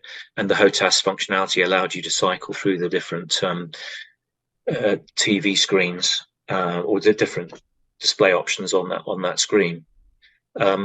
So yeah, I mean, to just unpack the LRMTS a little bit,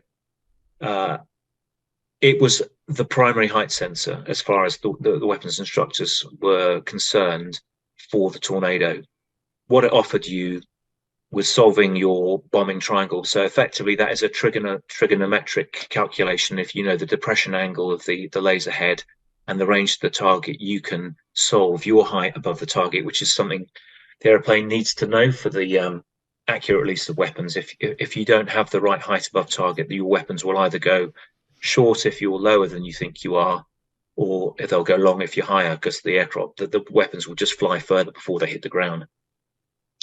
The issue was that it wasn't ice safe, so there's only certain ranges that we could train with that system, and only certain targets and certain lines of attack that we could do it because of backscattering of laser energy and stuff like that. So with those limitations and the fact that it wasn't day-to-day mission critical equipment, if it didn't work, it was one of those things. Our laser doesn't work again. Okay, we will aircrew accept it and carry it as a fault or something like that. But in terms of certainly on the GR1, solving your height channel problems, that was the way to do it. An attack run from the back seat on a radar significant target was called a phase 1 attack.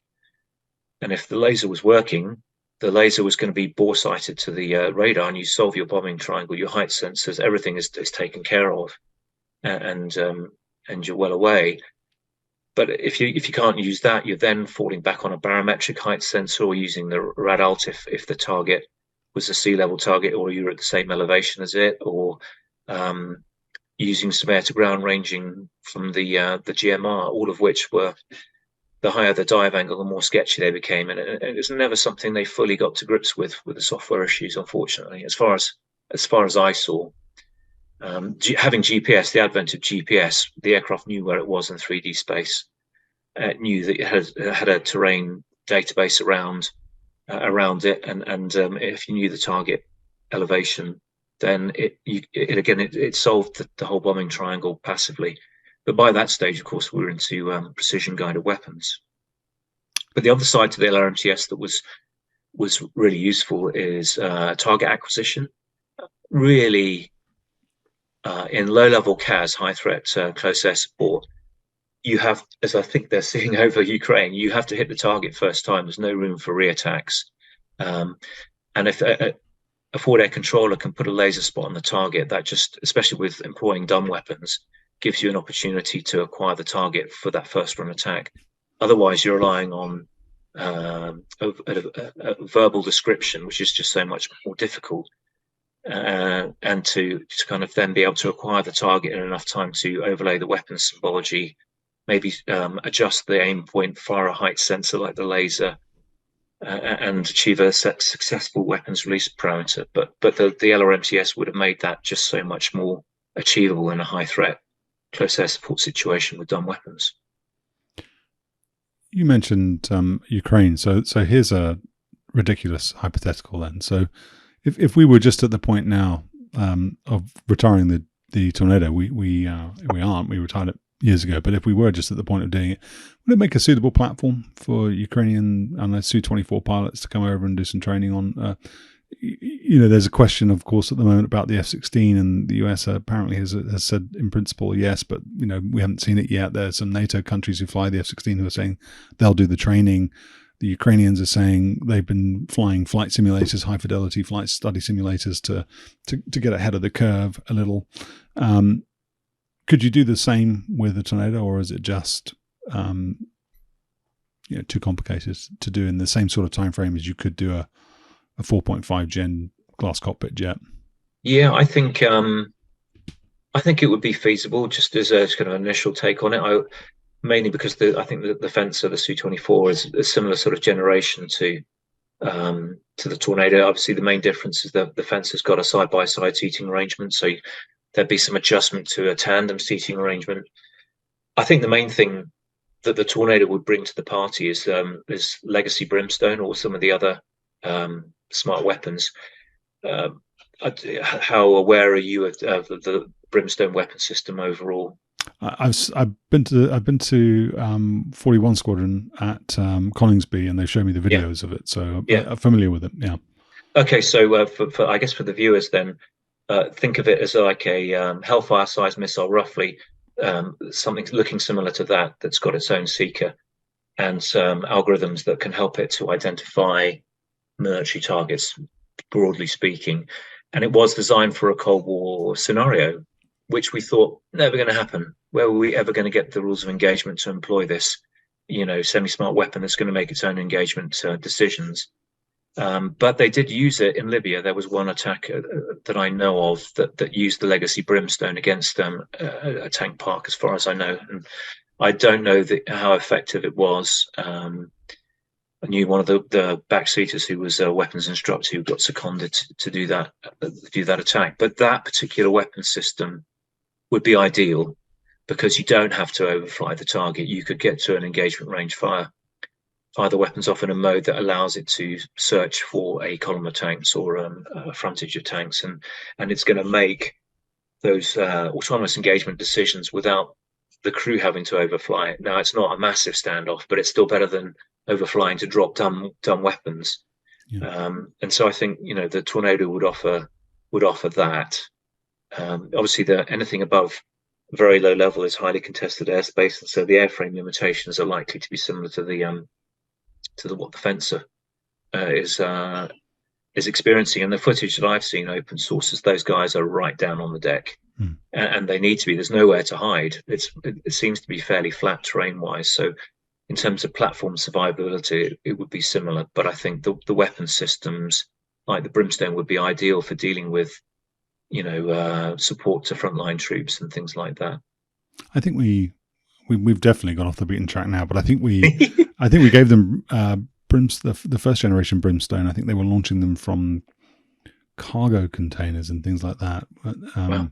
So because they were, and I think there was even sort of a milk van or some kind of vehicle that was disguised as a milk float, and then they were sort of dropping the ramp and shooting them from there. And I think they were striking ship targets with them, or sea targets or something like that. But this is a while back. So, okay, that's interesting. So there was one thing that you mentioned then. So you talked about 1553 data bus, and I wonder whether or not that was the GR1A, and then you got 1764 the GR4, or whether or not GR4 was 1553. I think I did a quick look at this, and I seem to remember it 1553, and then just the open source stuff that I'd looked at just this morning to remind myself so I didn't embarrass myself. It said 1553, so that's my recollection of it. And that obviously does allow interaction between the crew and the avionics and the smart weapon that's underneath the aeroplane.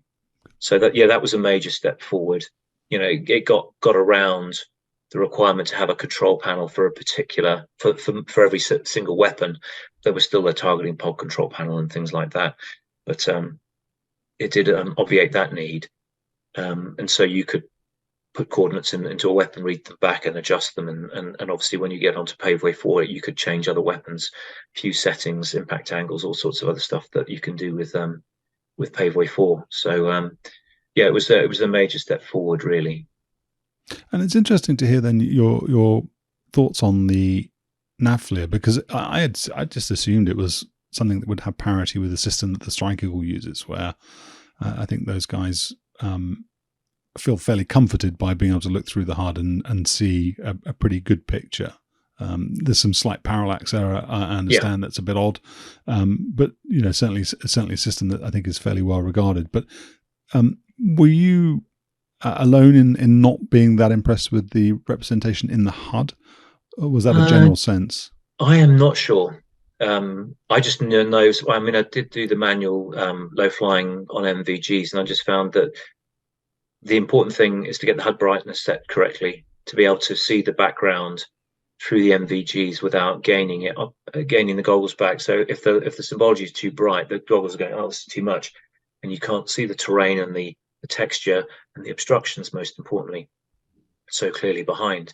So I found that when you had to use a different part of the projection system, as I recall, to project the FLIR image onto the head-up display combiner glass, and it just wasn't all that. I found, by far my preference was to look on the screen below. I mean, the other time it worked really well was in poor visibility, so like dust or haze, you could see through that.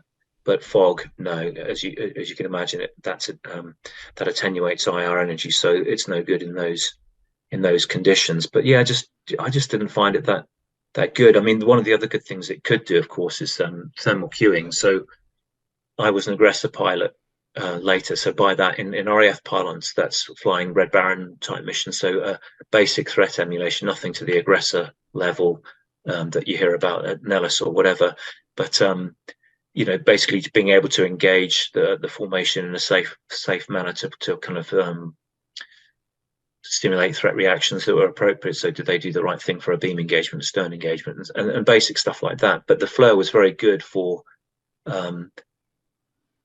trying to get tally too. So you're rolling in with a height split for safety as you approach the track line that the pair of the foreship are flying. But you could tip in from height and have your head-up display pointed where they're supposed to be, and then the thermal cues would be jumping around the engine, so that could help you get tally. Okay, there's tally 1. Right, if they're in card, the leader or wingman's going to be over there or over there, and you could start to pick up the rest of the formation based on the permutations of different formations they could be flying. So that was the other great thing about the FLIR, in my opinion. I'm not sure how it was projected on the Strike Eagle. Maybe it was just a better fidelity, or maybe it was just me. I don't know. So you've explained the rationale for the GR4 upgrade, that covert low-level capability. Does that suggest then you were still doing a lot of low-level flying, even though, there's the old adage, isn't there, about sort of training for the last war that you fought in the last war we fought. We were doing everything at medium altitude, and it wasn't particularly demanding. And then we went and sort of got involved. I guess this was more towards the end of your time on a frontline squadron, at least. We were in Afghanistan, and none of that was low level. But so it suggests that you were doing some low level. I wondered, and maybe what we'll do is we'll break after this, and we'll do a part 3 if you're up for it, where we'll come back and we'll talk about. You've already dropped a hint about your ejection, but one thing we haven't talked about is the fact you were also a SEAD pilot in the GR4 could fly the sort of Weasel mission, carry the alarm anti-radiation missile. We haven't talked about any of that. So for anybody who's listening thinking, why would I tune into part 3? That's why you would tune into part 3, because Nick will talk about those things. But before we do that, could you talk a little bit about using the aeroplane and the TF system? Did you do a lot of manual TF? Was it always manual TF? Was it auto TF? What capabilities did the airplane have in that regime? So of course, when the aircraft first came into service as the GR1, it was really designed around the terrain following radar system coupled to the autopilot, which allowed you to set hard, medium, and soft rides and different set clearance heights, or effectively the height you fly above the terrain, from 1,500 down to 200 feet. And that was with, as I say, with the autopilot coupled. So you could disconnect the autopilot and you'd have a flight director prompt telling you to climb or descend based on the terrain it was seeing in front of you. Very comm intensive. Generally speaking, the backseater would have his radar bore sighted and would be dealing with longer range terrain contacts that he would then hand off to the front seat at about 5 or 6 miles. So that was when it would start to paint on the e-scope in the front. So for e-scope, think looking at the airplane with the terrain in front of it from the side, like a cross-section view. And it basically allowed the pilot to anticipate the flight director commands you were going to see. There were a couple of lines depicted. One was the zero command line, which if terrain penetrated, you should expect to see a response from the aircraft. Now, the shape of that line would be determined by how fast you're flying, or how hard the ride is that you've got set, or how low you want to fly. So clearly, if you wanted to fly 500 foot rather than 200 foot, then the aircraft needs to climb earlier. And if you're doing a soft ride, then again, it needs to climb earlier at less G to achieve the terrain separation. So the sort of commentary might be, okay, got a ridge at 10 miles, ridge at 5 miles. And at that point, I would say in the front seat, yeah, okay, I got that on the e-scope. And then as you get close, maybe penetration at 2 miles, aircraft responds. So you'd see the autopilot command a climb, because most of the time we have the autopilot connected. And then the aircraft would climb. And when the terrain response went below the zero command line, you say demand satisfied, you'd expect the aircraft to start to bunt over to achieve the set clearance height you've got on over the top of the ridge. So that's how that e-scope should go. The other line on that e-scope is called the CRAM, which is Clearance Range Ahead Monitor. The bad things were happening if the terrain response went through that. The aircraft should have responded by that point, and so generally speaking, it might jolt itself into life and do something about it, or you might be forced to do an emergency low-level pull-up.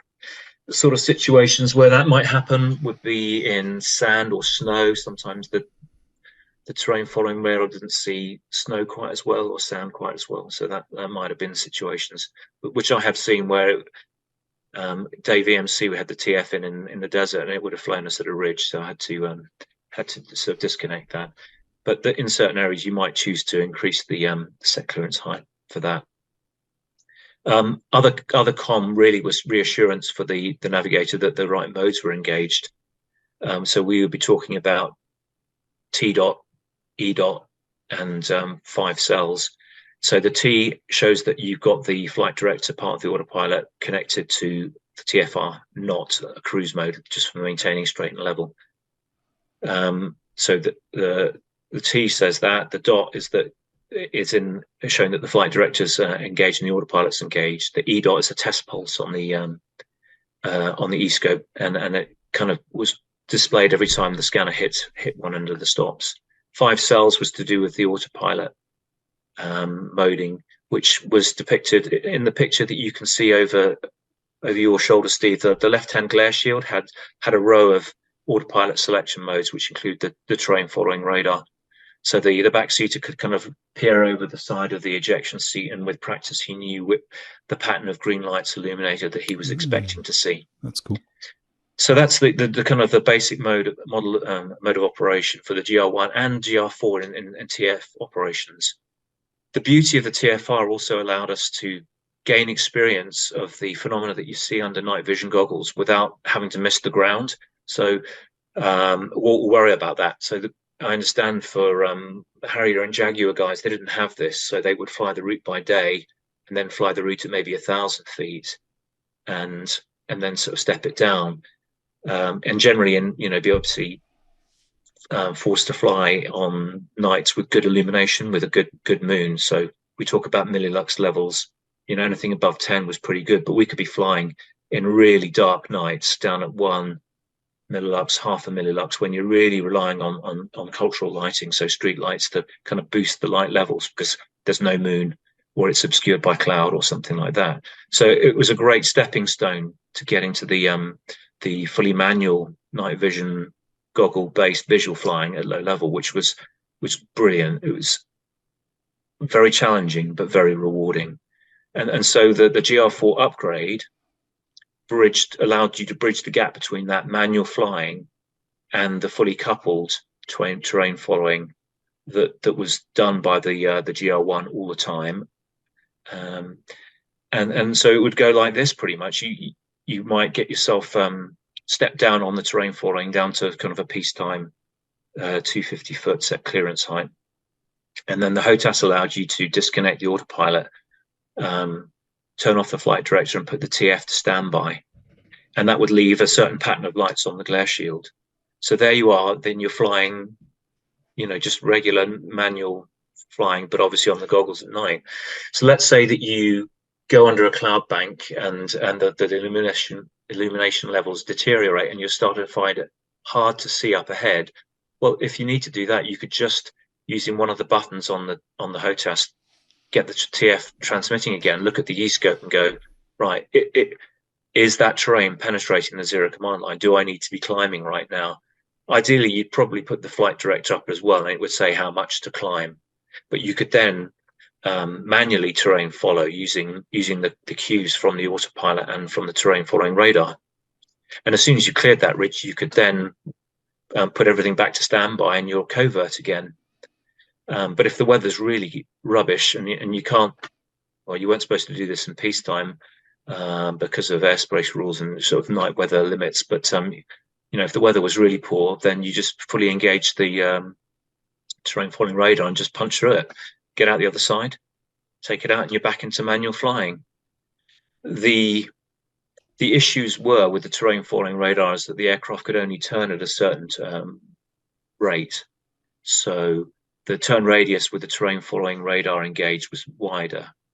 And the mission planning system allowed you to select that. So depending on your planned ground speed, whether you made it a visual turn or a terrain following turn, then the radius turn could be quite significant. So if you're hand flying, it just basically meant rather than droning around a 30-degree bank turn or something like that, 45-degree bank turn, you just delay the turn and then fly a visual 60-degree, 70-degree turn to intercept the originally planned outbound track from that waypoint. So a great system, but they were dragons, and the dragons were really about correct sequence of switchology. So if you were flying around with the TF in standby, you had to get the TF transmitting first, then select the flight director. You'd get the T in the HUD and the flight director dot, and then put the autopilot in.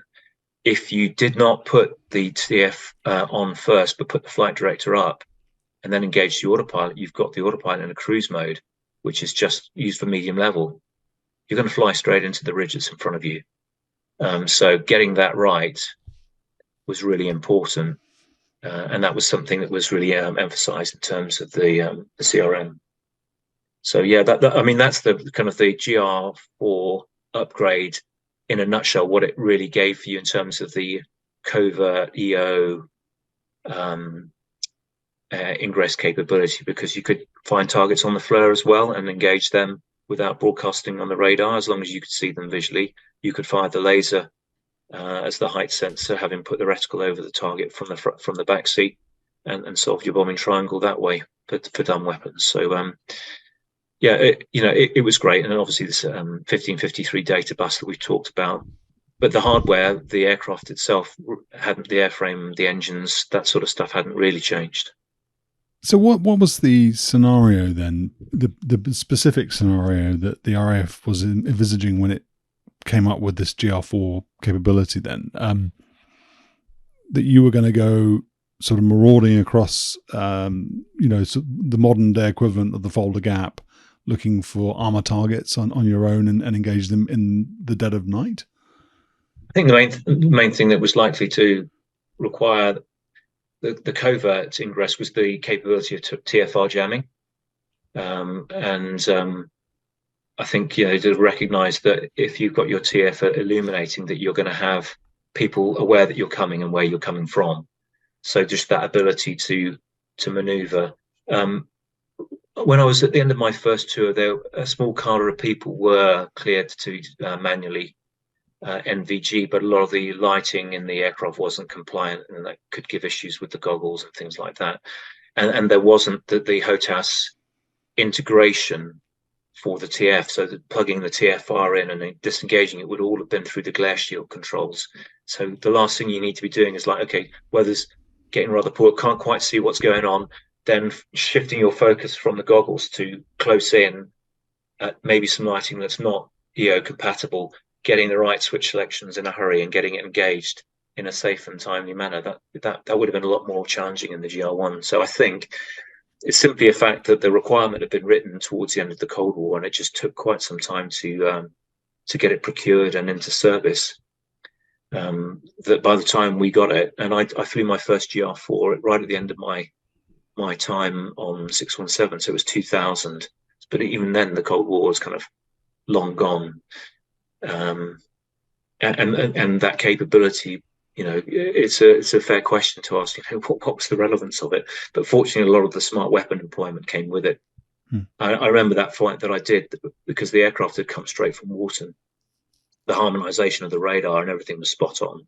So I was flying with a very good navigator who'd flown everything from Vulcans to Tornado via the Buccaneer. He was a weapons instructor, and he got a great mark on the target, and the bomb was a DH, a direct hit. So the harmonization was super tight, and it was just great when it's come out of the factory.